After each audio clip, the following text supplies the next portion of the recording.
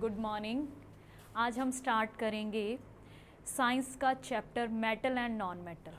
Okay,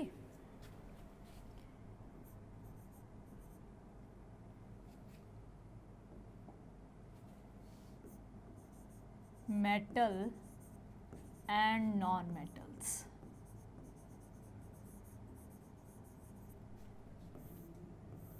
देखिए, आपके जो टेट में साइंस आनी है उसके अंदर मेटल एंड नॉन मेटल आपके एक चैप्टर है, जिसमें से देखो आप लोगों से सिंपल क्वेश्चन पूछे जाएंगे। इसमें से कौन सी मेटल है, कौन सी नॉन मेटल है, कौन सी मेटल लिक्विड स्टेट के अंदर होती है, कौन सी मेटल है सॉलिड स्टेट के अंदर होती है। तो कुछ एक एक्सेप्शंस हैं जिनके ऊपर क्वेश्चन पूछे जाते हैं। हम सबसे पहले स्टार्ट करेंगे मेटल्स क्या होती हैं। मेटल्स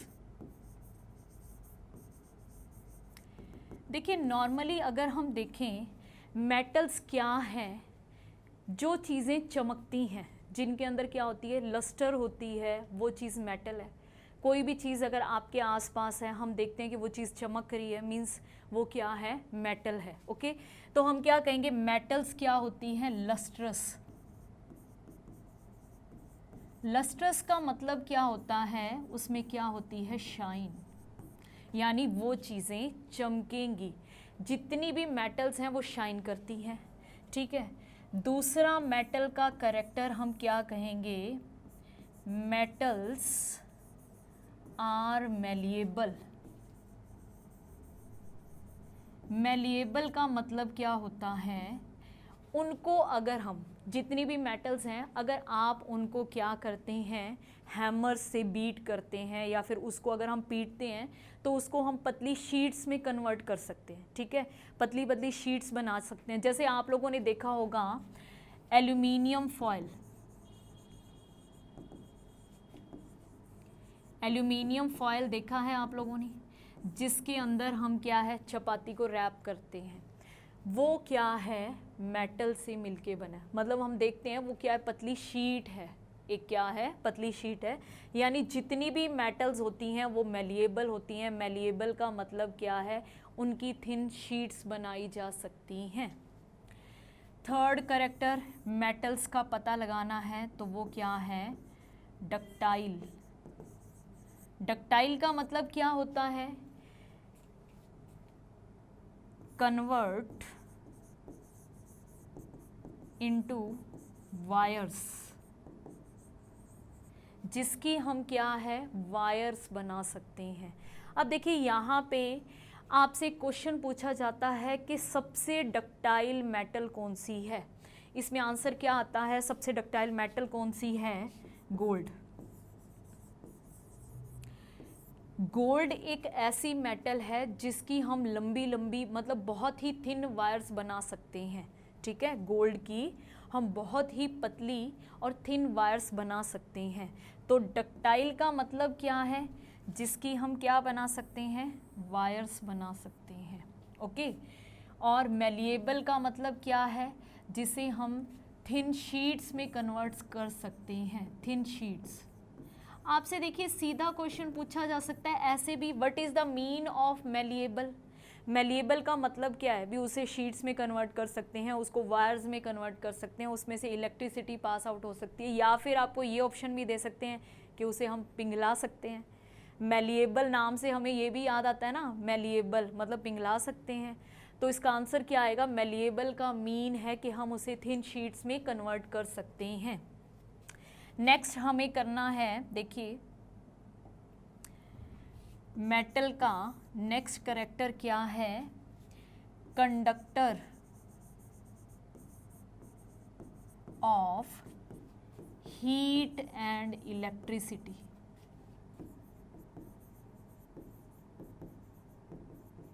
यानी मेटल्स में से हम क्या है, वो जल्दी गर्म हो जाती हैं, उनमें से इलेक्ट्रिसिटी भी पास आउट हो सकती है। हम लोग देखते हैं अपने घरों में कि कोई भी मेटल की चीज़ है, अगर हम उसको रखते हैं, कोई उसको हीट दी जाती है तो वो बहुत जल्दी गर्म हो जाएगी, और उसमें से इलेक्ट्रिसिटी भी पास आउट हो सकती है। इलेक्ट्रिसिटी का मतलब क्या है, करंट पास आउट हो सकता है। ठीक है, क्या पास आउट हो सकता है, करंट पास आउट हो सकता है। नेक्स्ट कैरेक्टर देखिए, सोनोरस। सोनोरस का मतलब क्या होता है? रिंगिंग साउंड प्रोड्यूस करना, रिंगिंग साउंड प्रोड्यूस करना। हम देखते हैं जितने भी मेटल्स हैं, जैसे हम क्या कहते हैं कि मंदिरों के अंदर जो घंटियां लगी होती हैं, ठीक है, तो आप लोगों ने देखा है उनसे रिंग की साउंड आती है, रिंगिंग साउंड, मतलब वो बजती हैं, वो आपस में टच होती हैं तो साउंड आती है। तो सोनरस का मतलब क्या है? जितनी भी मेटल्स हैं वो साउंड प्रोड्यूस करती हैं, वो रिंग करती हैं।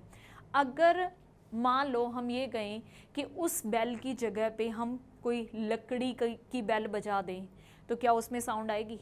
नो, ठीक है।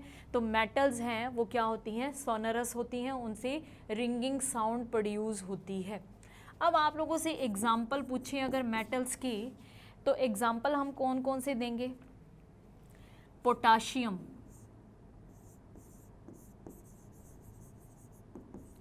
अब देखिए पोटाशियम का सिंबल क्या होता है? के। पोटाशियम का सिंबल क्या होता है?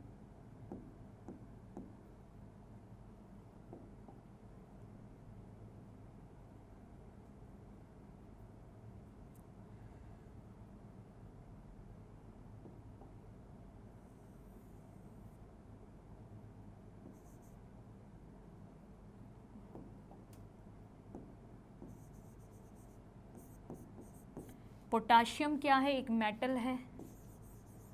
सोडियम Na, ये भी क्या है? एक मेटल है। कैल्शियम, ये भी क्या है? एक मेटल है। आयरन, ये भी क्या है? एक मेटल है, ठीक है। एल्यूमिनियम है, जिंक है, एल्यूमिनियम, ये भी क्या है? एक मेटल। जिंक, ये भी क्या है? एक मेटल है, ठीक है। तो इस तरीके से ये सब क्या है? मेटल्स हैं। कौन कौन सी? Potassium, sodium, calcium, iron, aluminium and zinc. ये सब किसके एग्जाम्पल हैं? मेटल के एग्जाम्पल हैं। तो इन सब मेटल्स के अंदर क्या होता है? सब मेलिएबल हैं, थिन शीट्स में कन्वर्ट किए जा सकते हैं, सब डक्टाइल हैं, थिन वायर्स में कन्वर्ट किए जा सकते हैं, सब गुड कंडक्टर ऑफ इलेक्ट्रिसिटी हैं, सब अच्छे हीट के सोर्स हैं, मतलब हीट भी उनमें से पास आउट हो सकती है, सब रिंगिंग साउंड प्रोड्यूस करते हैं, मतलब सोनरस भी होते हैं, ठीक है। तो ये सारे मेटल्स के करैक्टर हैं। अब मैंने आपको सिंपल सा बता दिया मेटल्स के बारे में। एक और इनका बहुत ही इंपॉर्टेंट फीचर है मेटल्स का, वो क्या है? देखिए, सबसे important feature,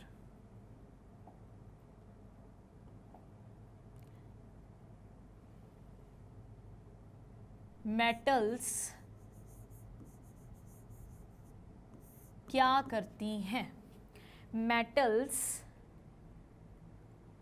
loose electrons and form positive ions. Metals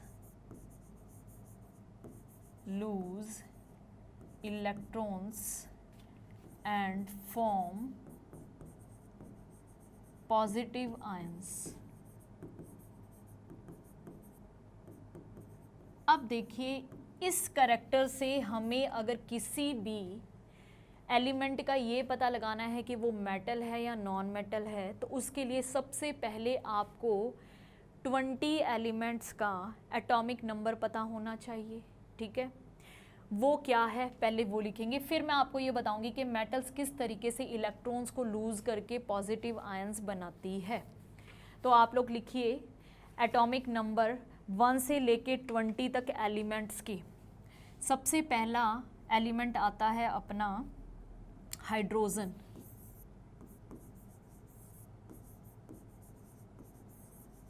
hydrogen का एटॉमिक नंबर हम लिखेंगे, कितना होता है? 1, यानी जो यहाँ पे नंबर है ना वो उसका एटॉमिक नंबर है, ठीक है। Helium, 2 lithium 3 hydrogen helium lithium beryllium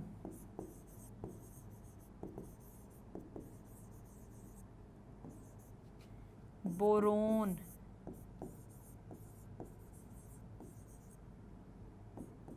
ठीक है।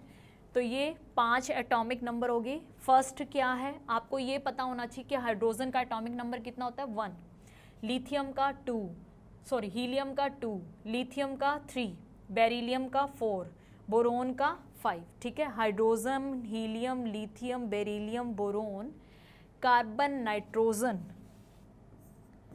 Carbon nitrogen, oxygen,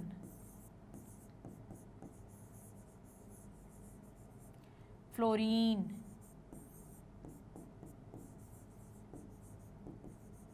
neon. ठीक है, कार्बन का कितना हुआ 6, नाइट्रोजन का 7, हाइड्रोजन का 8, फ्लोरीन का 9 और नियोन का 10।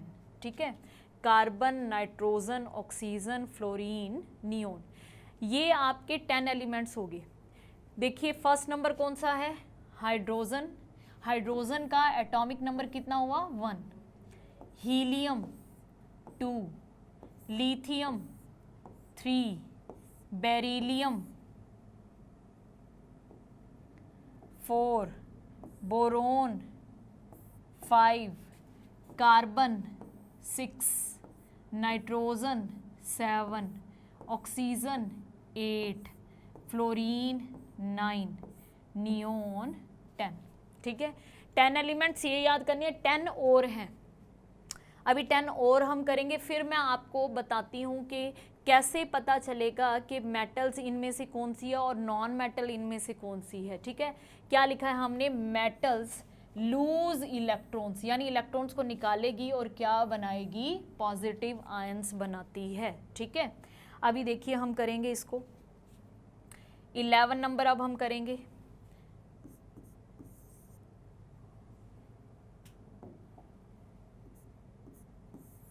टेन आप लोगों ने नोट कर लिए, 11 नंबर लिखिए सोडियम। सोडियम का सिंबल क्या होता है, Na। Sodium, magnesium,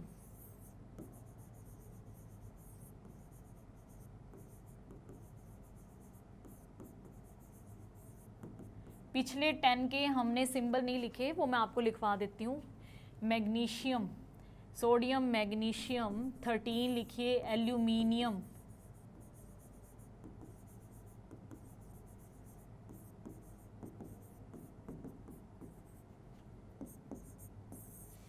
sodium magnesium aluminium. Silicon phosphorus, silicon phosphorus,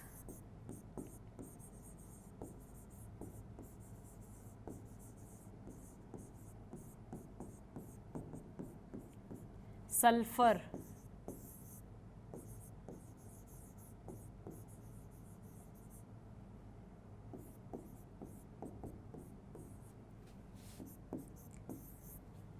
eleven number देखिए sodium magnesium aluminium silicon phosphorus sulphur chlorine.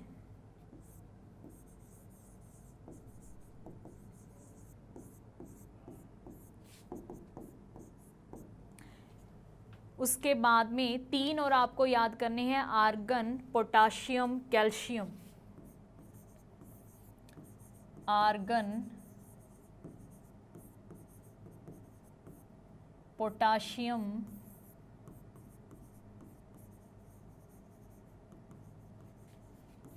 और कैल्शियम।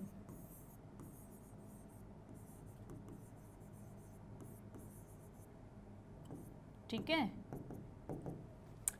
18, 19 और 20 सेम ही इनका क्या है, एटॉमिक नंबर है 18, 19 और 20। ओके, 20 एलिमेंट्स हमें इसी सीक्वेंस में लर्न करने हैं। 11 नंबर क्या है, सोडियम,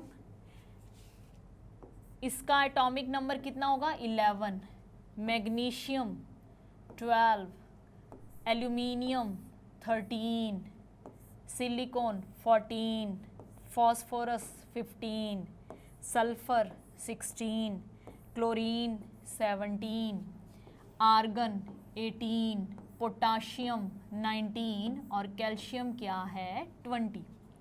ठीक है, 1 से जो 10 एलिमेंट्स हैं उनके सिंबल मैंने नहीं लिखवाए थे। जैसे देखिए पोटाशियम का अगर के लिखा मिल जाए तो इसका मतलब क्या है, ये पोटाशियम की बात कर रहे हैं। कैल्शियम सी का मतलब क्या है, कैल्शियम है। Na का मतलब क्या है, सोडियम की बात हो रही है। Mg का मतलब क्या है, मैग्नीशियम की। Al का मतलब एल्यूमिनियम की। Si का मतलब सिलिकॉन। P का मतलब फॉस्फोरस।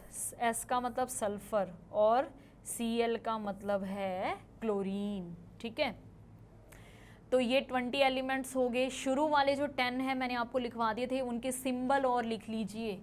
जैसे हाइड्रोजन का क्या है H, हीलियम का He, ठीक है, लिथियम का Li, hydrogen helium lithium beryllium का Br,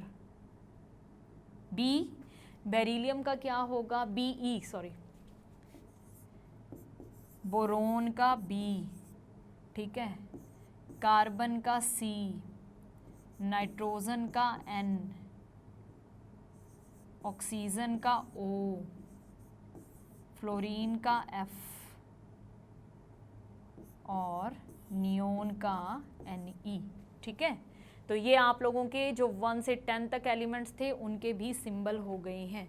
हाइड्रोजन हीलियम 20 के 20 यहाँ पे आगे देखो, hydrogen helium lithium beryllium boron carbon nitrogen oxygen fluorine neon sodium magnesium aluminium silicon phosphorus sulphur chlorine argon potassium और calcium.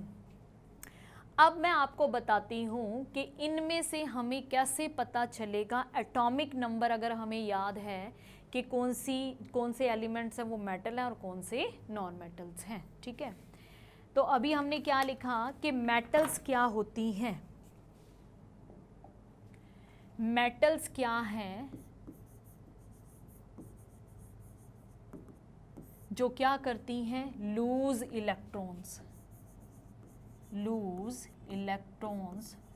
To form positive ions.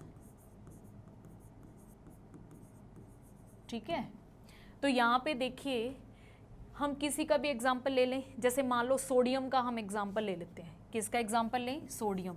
अब हमें ये पता लगाना है कि सोडियम मेटल है या नॉन मेटल। ठीक है, तो सोडियम का सबसे पहले आप मुझे बताएंगे कि इसका एटॉमिक नंबर कितना है। एटॉमिक नंबर कितना है भाई, 11।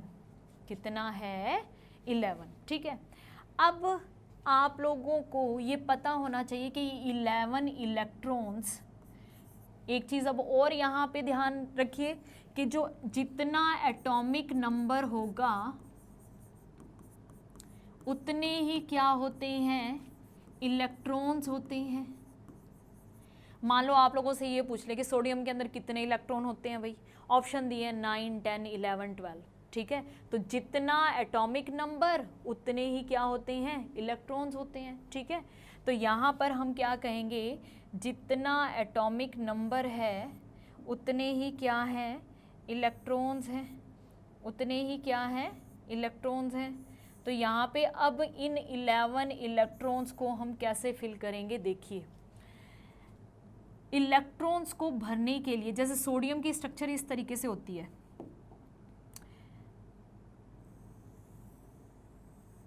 ये एक एटम है,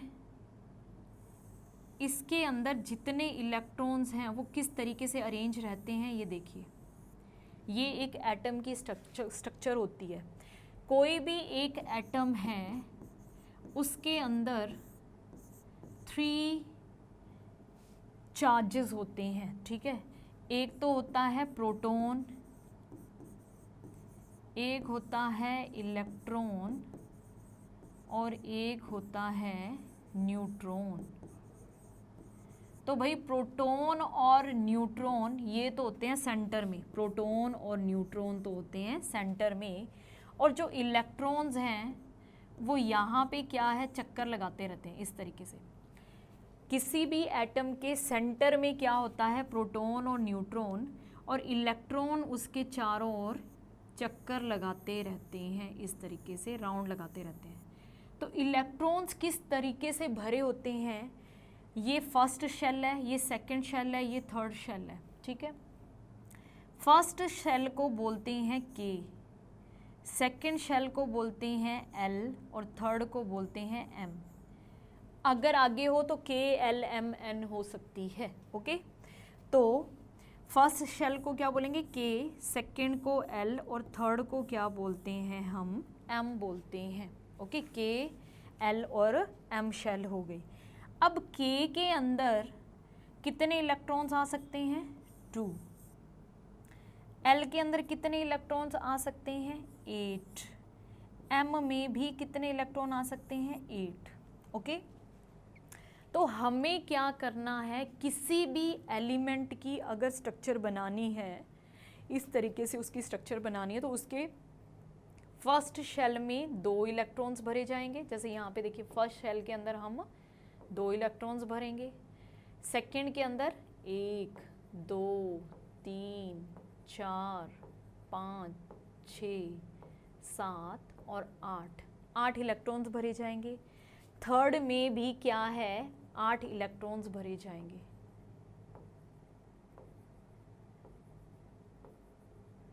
ओके। तो ये हमें सीक्वेंस याद रखना है। बस लास्ट के जो 1920 है उसके लिए थोड़ा सा चेंज होएगा, अदरवाइज आप लोग इसी के थ्रू हर एक एलिमेंट को सॉल्व कर लोगे, ठीक है। अब देखिए इसके अंदर हम स्टार्ट करते हैं। हमने किसका एग्जाम्पल लिया है, सोडियम का। सोडियम का भी बनाते हैं। देखो सोडियम का एटॉमिक नंबर होता है 11, और इसके अंदर हम क्या कहेंगे, इलेक्ट्रॉन भी कितने हैं, 11। तो भाई जब इसकी स्ट्रक्चर बनाएंगे तो सबसे अंदर वाला जो शेल है वो क्या है, के में कितने इलेक्ट्रॉन भरे जाएंगे, 2। एल में कितने भरे जाएंगे, 8, और एम में कितने भरे जाएंगे, 1, क्योंकि हमें ये 11 कंप्लीट करने हैं। तो देखिए काउंट 11 होगी, 8 9 10 11। पहले के अंदर हमने 2 इलेक्ट्रॉन भरे, दूसरे के हमने कितने, 8 भरे, तीसरे में भी कितने आ सकते हैं, 8 आ सकते हैं, लेकिन हमारे पास बचा ही 1 है तो हम 1 को रखेंगे, ठीक है। तो इसकी स्ट्रक्चर देखो, फर्स्ट के अंदर 2 इलेक्ट्रॉन्स,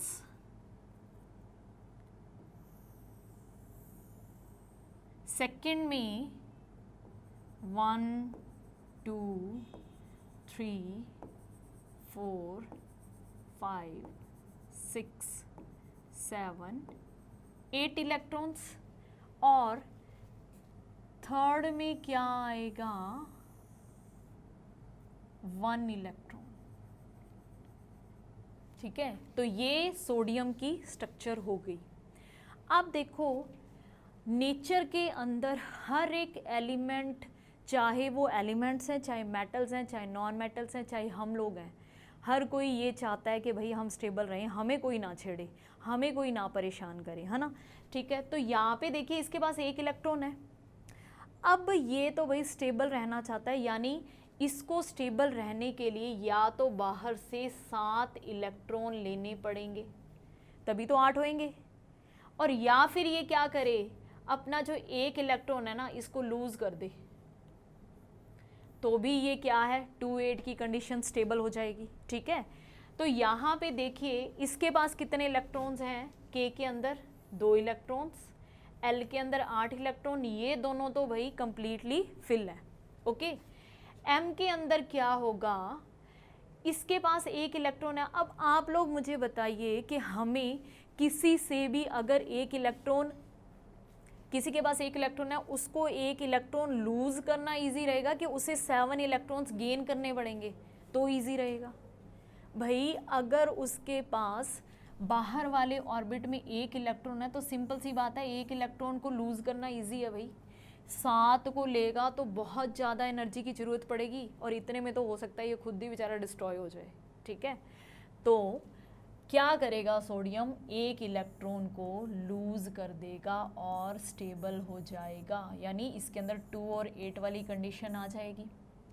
अब इलेक्ट्रॉन को लूज करेगा, सोडियम है, अगर इलेक्ट्रॉन निकाल रहा है, इलेक्ट्रॉन के ऊपर कौन सा चार्ज होता है भाई, इलेक्ट्रॉन के ऊपर नेगेटिव चार्ज होता है। कौन सा चार्ज होता है, नेगेटिव, ठीक है। तो सोडियम है, इसे एक इलेक्ट्रॉन निकला है, मतलब इलेक्ट्रॉन कम हुए हैं, इलेक्ट्रॉन कम हुए हैं, तो इसके ऊपर क्या आ जाएगा, पॉजिटिव चार्ज आ जाएगा, ठीक है। और ये क्या बन गया, इसे हम क्या बोलेंगे, सोडियम आयन, इसे हम क्या बोलेंगे, सोडियम आयन बोलेंगे, ठीक है। ये चीज़ भी आपको याद रखनी है कि किसी भी चीज़ को हम कब आयन कहते हैं और कब एलिमेंट बोलते हैं। अगर मान लो सीधा ये सोडियम लिखा हुआ है, ये सोडियम लिखा है, ऐसे सीधा सोडियम लिखा है, इसका मतलब तो ये क्या है, सोडियम एलिमेंट है, ये क्या है, सोडियम है, इसको हम आयन नहीं बोलेंगे। जब ये क्या करेगा, एक इलेक्ट्रॉन्स को लूज करने के बाद इस तरीके से इसके पास Na+ वाली कंडीशन आ जाएगी, तो हम इसको क्या बोलेंगे, सोडियम आयन बोलेंगे। क्या बोलेंगे, सोडियम आयन, ठीक है। तो आपको ये भी पता चल गया किस तरीके से आयन बनना है। अब देखो सोडियम ने इलेक्ट्रॉन लूज किया है और क्या बनाया है, पॉजिटिव आयन बनाया है, तो ये एक क्या है, मेटल है, ये एक क्या है, मेटल है, ठीक है। अब देखिए इसी तरीके से हम किसकी बात करें, किसी नॉन मेटल का एग्जांपल लें, जैसे क्लोरीन का एग्जांपल ले लो। क्लोरीन का एटॉमिक नंबर आप देखिए, अभी मैंने आपको लिखवाए थे, कितना होता है, 17। कितना होता है, 17। इसको भरो भी, वही स्ट्रक्चर बनाएंगे, KLM, ठीक है। तो KLM में शेल के अंदर इलेक्ट्रॉन भरेंगे, K के अंदर भरे जाएंगे भाई 2 इलेक्ट्रॉन्स, तो यहाँ पे क्या लिख देंगे हम, 2, ओके। L में कितने इलेक्ट्रॉन भरे जाएंगे भाई, 8, तो यहाँ पे हम क्या लिखेंगे, 1 2 3 4 5 6 7 और 8, ठीक है। अब देखो कितने हो गए, 8 और 2 कितने हो गए, 10 हो गए। अभी कितने रहते हैं, 7 रहते हैं, तो M के अंदर कितने आएंगे भाई, 7। तो इसको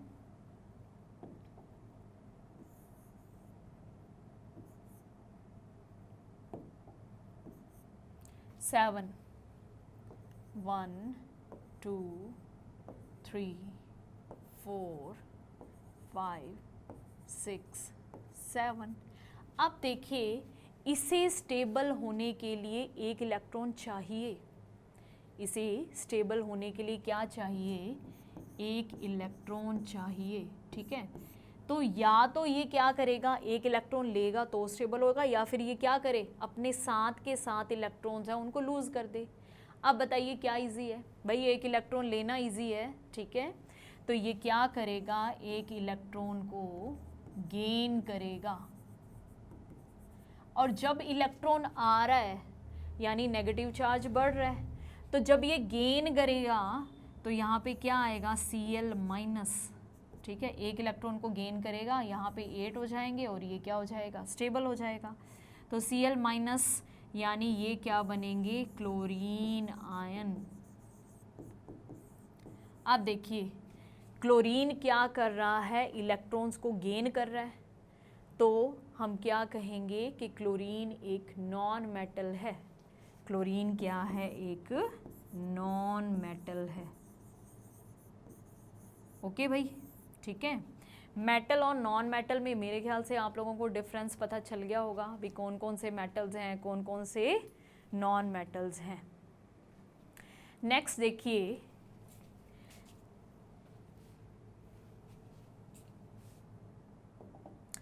अब जिस तरीके से हमने मेटल्स की प्रॉपर्टीज़ लिखी थी उसी तरीके से नॉन मेटल की प्रॉपर्टीज़ भी लिख सकते हैं। नॉन मेटल बिल्कुल अपोजिट करना है, कुछ नहीं है। नॉन मेटल्स, नॉन मेटल्स में आप क्या लिखोगे? जिनके अंदर चमक नहीं होएगी, ठीक है, जो चमकेंगे नहीं, जैसे लकड़ी है। और या फिर हम क्या कहेंगे, जैसे कार्बन है, कार्बन में भी एक, आप यूँ कहोगे भी मैडम ग्रेफाइट भी एक कार्बन है, डायमंड भी एक कार्बन है, भाई वो एक्सेप्शंस हैं, ठीक है, वो हम बाद में करेंगे। नॉन मेटल्स के अंदर आप, हम क्या है, एक्सेप्शंस को छोड़कर अगर मेन फीचर्स की बात करें तो नॉन मेटल्स क्या होती हैं? नॉन लस्ट्रस, यानी कि उनके अंदर चमक नहीं होएगी। Non lustrous, non malleable,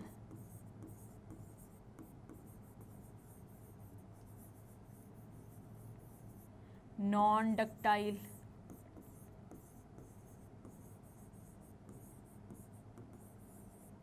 non sonorous, यानी हम क्या कहेंगे, बिल्कुल अपोजिट कर दीजिए मेटल्स का। Not good conductor of electricity, not good conductor of heat and electricity,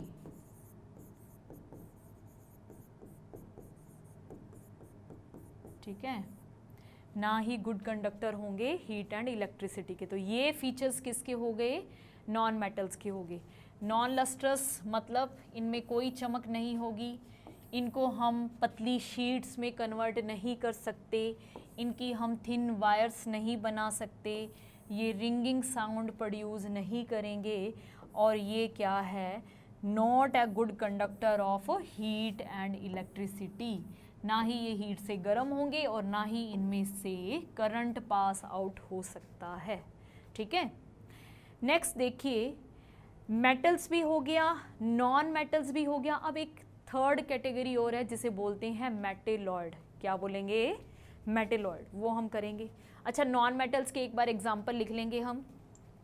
example लिख लीजिए, हाइड्रोजन है, ऑक्सीजन है, कार्बन है। H का मतलब क्या है, सिंबल मैंने लिखवाए थे, हाइड्रोजन।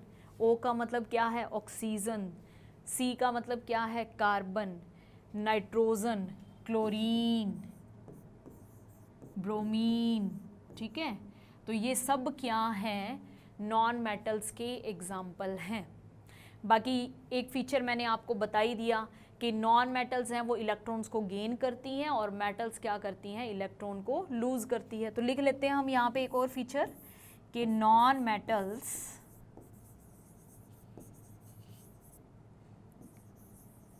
गेन इलेक्ट्रॉन्स, यानी ये क्या करती हैं, इलेक्ट्रॉन्स को गेन करती हैं, ठीक है। Non metals gain electrons.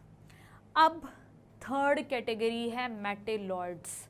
क्या होते हैं मेटेलॉइड्स? देखिए,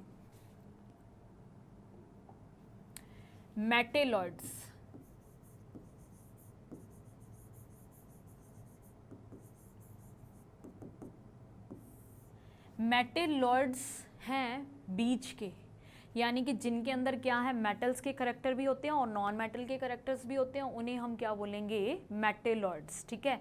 मेटेलॉइड्स लिखिए, elements which show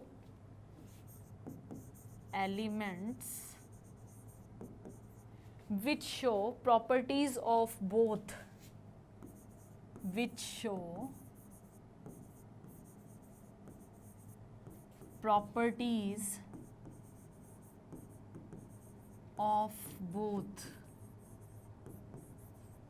metals and non-metals।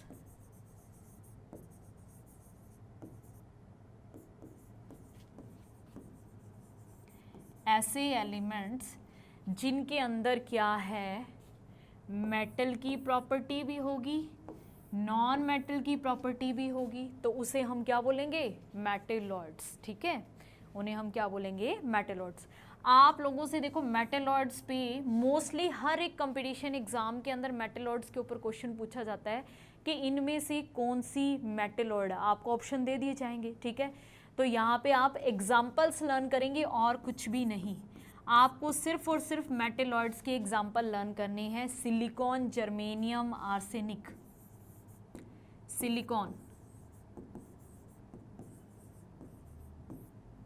Germanium, germanium का सिंबल क्या लिखोगे? GE, germanium. आर्सेनिक,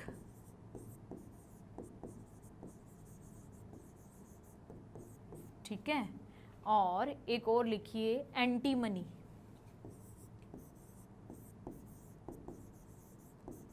ये हैं मेटलॉइड्स। सिर्फ 4 ही आपको लर्न करनी है, इसके अलावा करने की ज़रूरत नहीं है। कौन कौन सी हुई भाई? सिलिकॉन, जर्मेनियम, आर्सेनिक और एंटीमनी। ये 4 ऐसे एलिमेंट्स हैं जिनके अंदर क्या है, मेटल और नॉन मेटल दोनों के करैक्टर शो होते हैं, दोनों की प्रॉपर्टीज शो होती हैं। उन्हें हम क्या बोलेंगे? मेटलॉइड्स, ठीक है भाई। उनको क्या बोलेंगे हम? मेटलॉइड्स। अब देखिए नेक्स्ट हम क्या करेंगे, कुछ इम्पॉर्टेंट पॉइंट्स हैं मेटल्स के बारे में। जैसे आप लोगों से यूँ क्वेश्चन पूछ लिया जाता है, इनमें से कौन सी सबसे ज़्यादा मैलिएबल मेटल है, इनमें से कौन सी नॉन मैलिएबल मेटल है, ठीक है। तो हेडिंग लगाइए सम इम्पॉर्टेंट पॉइंट्स।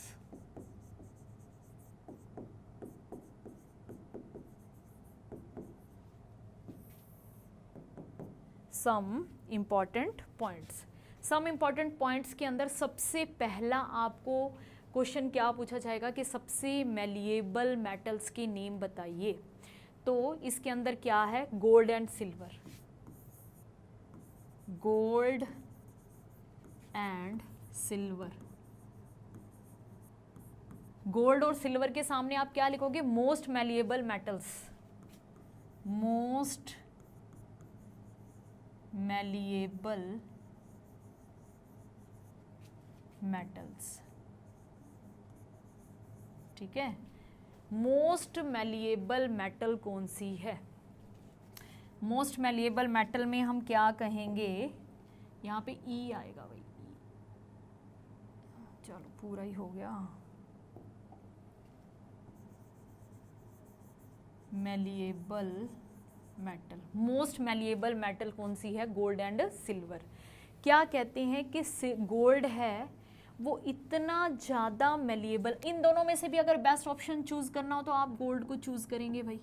मान लो आप ये कहें कि भाई किसी क्वेश्चन के अंदर अगर गोल्ड और सिल्वर दोनों आ गए तो आप गोल्ड को बेस्ट चूज़ करेंगे, ठीक है।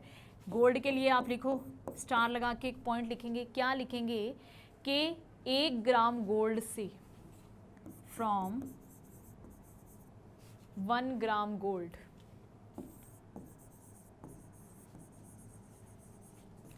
1 ग्राम गोल्ड से हम क्या कर सकते हैं? 2 किलोमीटर लंबी वायर बना सकते हैं।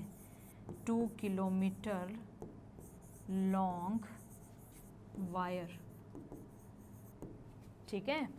तो कितना ज़्यादा मैलिएबल हुआ भाई, ठीक है, कितना ज़्यादा मैलिएबल हुआ। इसका मतलब क्या है? ये फीचर तो क्या हुआ? ये क्या हुआ? डक्टाइल हुआ। ये क्या हुआ? वायर बनाने का मतलब तो क्या हुआ? डक्टाइल, ठीक है। क्या हुआ? डक्टाइल। यानी कि आपसे अगर ये पूछा जाए कि सबसे ज़्यादा मैलिएबल और डक्टाइल मेटल कौन सी है तो क्या बोलोगे? गोल्ड है, ठीक है। मैलिएबल का मतलब क्या है भाई? इसके लिए आप सबको पता होगा कि गोल्ड है, गोल्ड के अगर प्योर की हम मेटल्स बनाना चाहें, जो ज्वेलरी बनाते हैं, जो लेडीज़ पहनती हैं, तो हम गोल्ड की नहीं बना सकते, ठीक है, क्योंकि ये जल्दी पिघल जाता है। इसकी बहुत पतली शीट्स बनाई जा सकती हैं। एक आप लोगों की चैप्टर है एटम एंड मॉलिक्यूल्स, उसके अंदर रदरफोर्ड का एक एक्सपेरिमेंट दिया हुआ है। उसके अंदर क्या बताया कि रदरफोर्ड ने अपने एक्सपेरिमेंट के लिए गोल्ड की फॉयल का यूज़ किया था। भी इसकी इतनी पतली शीट बनाई जा सकती है, इसको इतना पतला मतलब फैलाया जा सकता है गोल्ड को, कि उसने अपने एक्सपेरिमेंट के लिए गोल्ड की फॉइल का यूज़ किया था। तो इसकी बहुत पतली शीट भी बनाई जा सकती है और इसकी बहुत ही लंबी वायर्स भी बनाई जा सकती हैं। तो यानी कि ये मोस्ट मैलिएबल भी हैं और मोस्ट डक्टाइल भी हैं, ठीक है।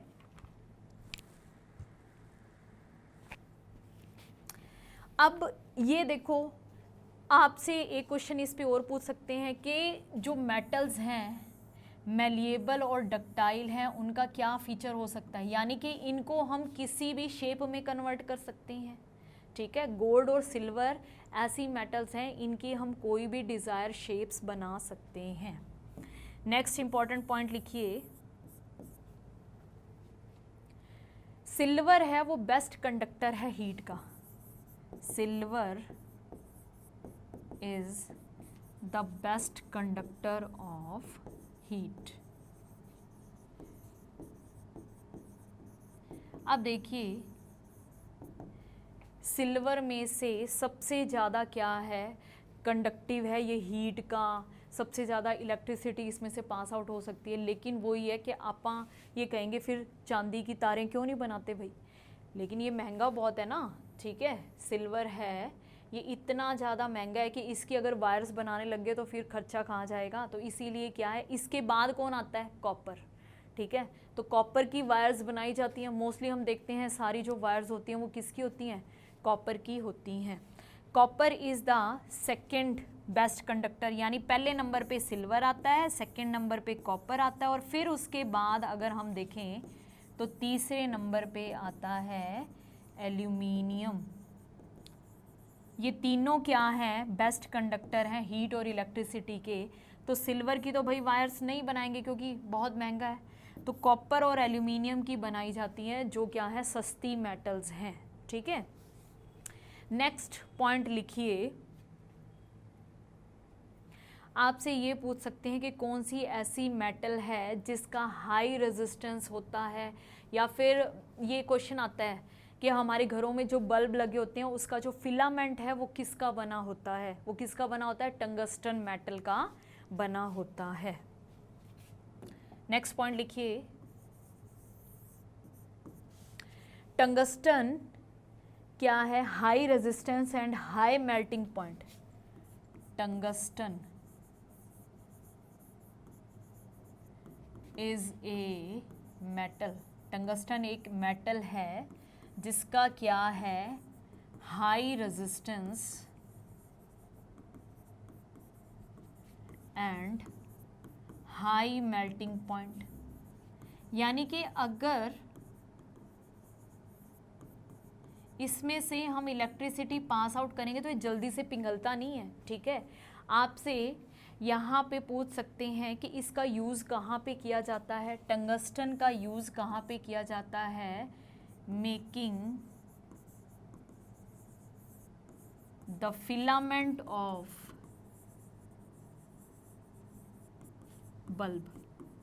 जो हमारे घरों में बल्ब होते हैं, आप लोगों ने देखा है कि बल्ब की अगर हम स्ट्रक्चर बनाएं इस तरीके से, तो इसके अंदर क्या है, यहाँ पे ऐसे ऐसे एक वायर सी लगी होती है। जब ये टूट जाती है ना तो हम कहते हैं कि बल्ब फ्यूज़ हो गया, ठीक है। तो ये जो फिलामेंट है ना, ये किसका बना होता है, टंगस्टन का बना होता है। इसका मेल्टिंग पॉइंट बहुत ज़्यादा हाई है, रेजिस्टेंस भी बहुत ज़्यादा है। देखो, जितनी ज़्यादा जिस चीज़ की रेजिस्टेंस होएगी ना, वो उतना ही ज़्यादा गर्म होएगा, ठीक है। गर्म होगा तो ये ग्लो करेगा, ग्लो करेगा तो हमें रोशनी देगा, और इसका हाई मेल्टिंग पॉइंट है, मतलब ये जल्दी से पिघलेगा नहीं। तो ये बेस्ट है भाई फिलामेंट बनाने के लिए, ताकि हमारा बल्ब है वो लंबे टाइम तक काम करता रहे, ठीक है। बल्ब के लिए देखो एक और टर्म यूज़ की जाती है, इनकैंडेसेंट लैंप। अगर मान लो बल्ब नहीं लिखा और उसके लिए आपको लिखा हुआ है इनकैंडेसेंट बल्ब या फिर लैंप, लैंप भी लिख देते हैं, तो इसका मतलब क्या है कि बल्ब की ही बात कर रहे हैं। क्या बोलेंगे इसे, incandescent, INCANDESCENT,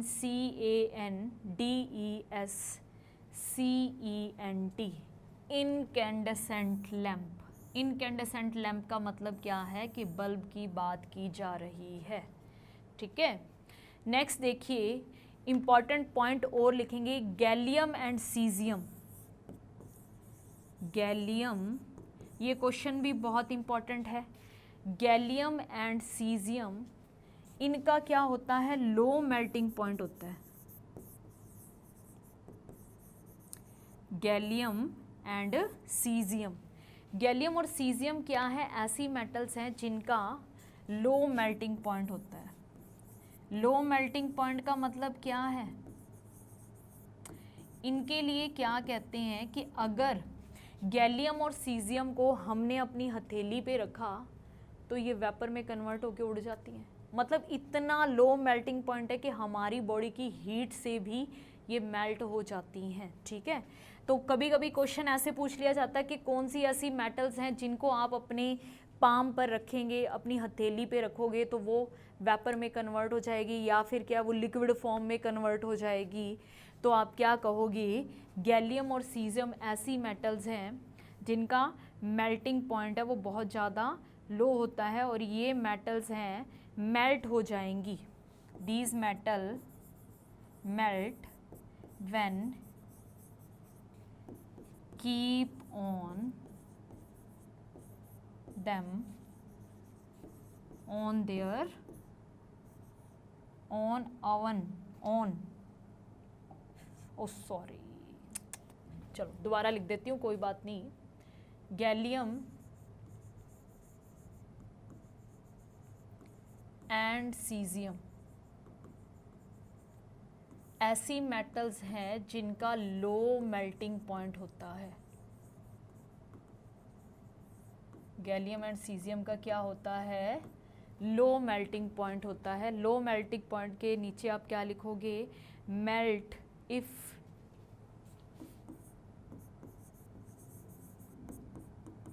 you keep them on your palm, जब आप उनको अपनी हथेली पर रखोगे तो वो क्या है, पिघल जाएंगी, ठीक है। नेक्स्ट देखिए, आप लोगों से क्वेश्चन पूछा जाता है कि हमारे घरों में जो ये वायर्स होती हैं, इन वायर्स के ऊपर, जैसे मान लीजिए ये वायर है, इस वायर के ऊपर जो ये प्लास्टिक की कवरिंग है, ये प्लास्टिक कौन सा होता है, ठीक है। तो हम क्या लिखेंगे, ये कवरिंग किसकी होती है, पीवीसी की। नेक्स्ट पॉइंट लिखिए, the covering of wire, the covering of wire is made up of PVC। PVC की फुल फॉर्म भी आपसे पूछ सकते हैं, क्या है, पॉलीवाइनिल क्लोराइड। पॉलीवाइनिल क्लोराइड, ठीक है। पीवीसी की फुल फॉर्म क्या है, पॉलीवाइनिल क्लोराइड। तो आपको ये ध्यान रखना है, पॉलीवाइनिल क्लोराइड है, इसका यूज़ किसके ऊपर किया जाता है, वायर्स के ऊपर ये लगाया जाता है, ठीक है। किसके ऊपर लगाया जाता है, वायर्स के ऊपर लगाया जाता है। पीवीसी है, ये क्या है, इंसुलेटिंग होता है, ठीक है। इंसुलेशन का मतलब ये क्या प्रोवाइड करता है, प्रोवाइड इंसुलेशन। इंसुलेशन का मतलब क्या होता है, इंसुलेशन का मतलब है कि जो इंसुलेटर होते हैं ना, उनमें से इलेक्ट्रिसिटी पास आउट नहीं होती है, तो provide insulation and protect us from electric shock, ठीक है। हमें क्या है, करंट वगैरह से बचाता है, हमें करंट नहीं लगता है। तो पीवीसी है, आपसे क्वेश्चन पूछ सकते हैं कि जो वायर्स के ऊपर प्लास्टिक की कवरिंग होती है वो किसकी बनी होती है, किसकी बनी होती है, पीवीसी, पॉलीवाइनिल क्लोराइड की बनी हुई होती है, ठीक है। नेक्स्ट और लास्ट आपका इंपॉर्टेंट पॉइंट है alkali metals, most important point, alkali metals. आपसे सीधा पूछ सकते हैं कि give the name of alkali metals, alkali metals का नेम बताओ। एल्कली मेटल्स हैं भाई 3, कौन कौन सी? सोडियम, पोटाशियम और लिथियम। ठीक है, आपको याद रखना है इन तीनों के नाम, सोडियम, पोटाशियम और लिथियम। ये जो सोडियम और पोटाशियम है ना, ये तो ऐसी मेटल्स हैं कि जो बहुत ज़्यादा रिएक्टिव होती हैं। इनको अगर हम एयर में रखें तो भाई ये रिएक्शन कर जाती हैं और इनमें ब्लास्ट हो जाता है, बहुत ही ज़्यादा रिएक्टिव है। तो इनको क्या है, ये सोडियम और पोटाशियम है ना, इन दोनों को तो क्या है, केरोसिन ऑयल में स्टोर रखा जाता है, तेल में डुबा के रखा जाता है भी, ये किसी के साथ कोई रिएक्शन ना करे। आपसे ये क्वेश्चन भी पूछ सकते हैं कि केरोसिन ऑयल के अंदर कौन सी मेटल्स को स्टोर रखा जाता है? सोडियम और पोटाशियम। ऊपर से इनके लिए एक और क्वेश्चन भी है, ये दोनों इतनी सॉफ्ट मेटल्स हैं, इनको हम नाइफ की हेल्प से कट कर सकते हैं, cut with the help of knife. ठीक है, नाइफ की हेल्प से इनको हम इजीली कट कर सकते हैं। कौन कौन सी? सोडियम और पोटाशियम। ठीक है, लिथियम भी है बट थोड़ी सी इनसे कम है। ओके, ये बहुत ही ज़्यादा रिएक्टिव है सोडियम और पोटाशियम, इसलिए इनको केरोसिन ऑयल में रखते हैं और इनको हम इतनी सॉफ्ट होती हैं कि नाइफ से कट किया जा सकता है। अब हम अपने क्वेश्चन पे आते हैं कि इन तीनों मेटल्स को एल्कली मेटल्स क्यों कहते हैं? क्यों कहते हैं इन तीनों को एल्कली मेटल्स? क्योंकि जब इन मेटल्स की वाटर के साथ रिएक्शन करवाई जाती है तो एल्केलाइंस, एल्केन्स बनते हैं, यानी कि बेस बनते हैं। ठीक है, क्या कहोगे? सोडियम, पोटाशियम और लिथियम, इन तीनों की हम किसके साथ रिएक्शन करवाएंगे? वाटर के साथ रिएक्शन करवाते हैं तो क्या बनते हैं? एल्काइंस, या फिर हम क्या कहेंगे? बेस बनते हैं। क्या बनते हैं? बेस। ठीक है, अगर बेस बन रहे हैं तो उनको हम कहीं पर अगर ये लिखा हो ना, एक चीज़ और देखिए, कहीं पे ये लिखा है एल्केलाइन, तो उसका मतलब क्या होता है? बेस ही होता है, उसका मतलब क्या होता है? बेस। ठीक है, यानी ये तीनों मेटल्स वाटर के साथ रिएक्शन करती है तो बेस बनाती है। क्या बनाती है? बेस। जो मेटल्स वाटर के साथ रिएक्शन करके बेस बना रही है या एल्केलाइंस बना रही है, एल्काइंस नहीं लिखेंगे हम यहाँ पे,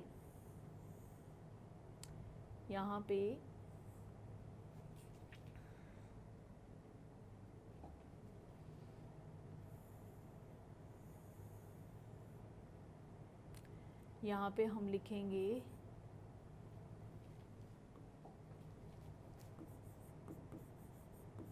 एल्केलाइन। ठीक है, यानी जो मेटल्स सोडियम है, पोटाशियम है, लिथियम है, वाटर के साथ रिएक्शन करके क्या बना रही है? बेस बना रही हैं, उन मेटल्स को हम क्या कह देते हैं? एल्कली मेटल्स कह देते हैं। ठीक है, तो ये आप लोगों का छोटा सा नॉर्मल सा मेटल, नॉन मेटल और मेटलॉइड्स का इंट्रोडक्शन हो गया है। इसके बारे में डिटेल में हम करेंगे अपने नेक्स्ट लेक्चर में। Okay, thank you.